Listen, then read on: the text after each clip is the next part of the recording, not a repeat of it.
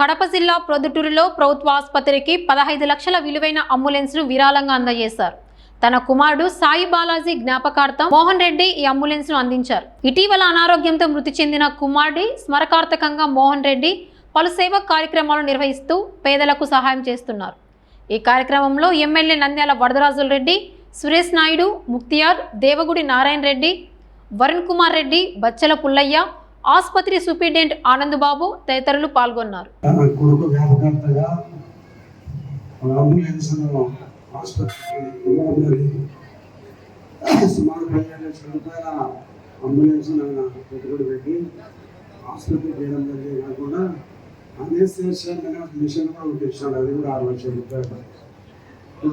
దానం చేసినప్పటికీ కూడా తర్వాత డ్రైవర్ సమస్య చాలా వస్తూ ఉంటుంది కాబట్టి డ్రైవర్లు కూడా ఆయన సొంతంగా ఏర్పాటు చేసి నిరంతరము ప్రజల కోసము పేద రోగుల కోసం కూడా మంచి నిర్ణయం తీసుకున్న దానికి ఆయన మనస్ఫూర్తిగా అభినందిస్తున్నాను.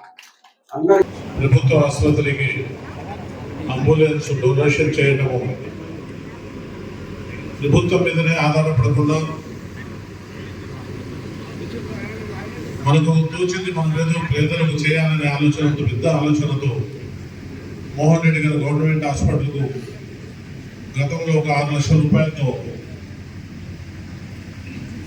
సామాగ్రిని ఇప్పించడము, ఇప్పుడు అంబులెన్స్ ఇప్పించడము, చాలా ఎంతోమంది కోటేశ్వరులు ఉన్నారు, ఎంతోమంది ధనికులు ఉన్నారు. ఏదైనా పేదలకు చేయాలనే ఆలోచన కొంతమందికి వస్తుంది. ఈ సమావేశం పెట్టి ప్రభుత్వ ఆసుపత్రికి ఆయన ముందుకు వచ్చి చేస్తున్న దానికి ముఖ్యంగా ఆయనకు ధన్యవాదాలు తెలుపుకుంటూ, ఆయన కుమారుడు మరణించడం చాలా బాధాకరం. కానీ దేవుని నిర్ణయం కాబట్టి మనం ఏమి చేసే ప్రయత్నాలన్నీ చేసి కోల్పోయిన వ్యక్తిని ఆయన జ్ఞాపకార్థము ఈరోజు మోహన్ రెడ్డి గారు సేవాభావంతో ఒక అనిశ్చిత మిషన్ గవర్నమెంట్ హాస్పిటల్కు ఉచితంగా ఇవ్వడం జరిగింది.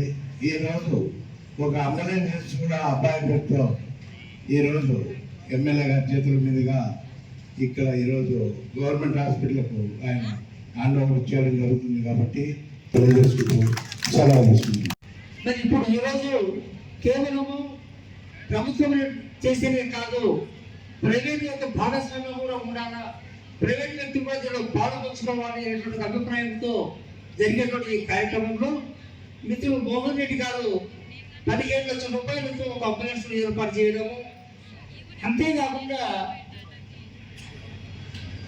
దానికి సంబంధించిన డ్రైవర్ కూడా ఆయన భరించుతామన్నట్ట ఇప్పుడే తెలిసింది. అంబులెన్స్ ఉన్నటువంటి డ్రైవర్ కూడా అతనికి ఇచ్చేటువంటి జీతాన్ని కూడా ఆయన భరించడం అనేటువంటిది చాలా గొప్ప విషయం.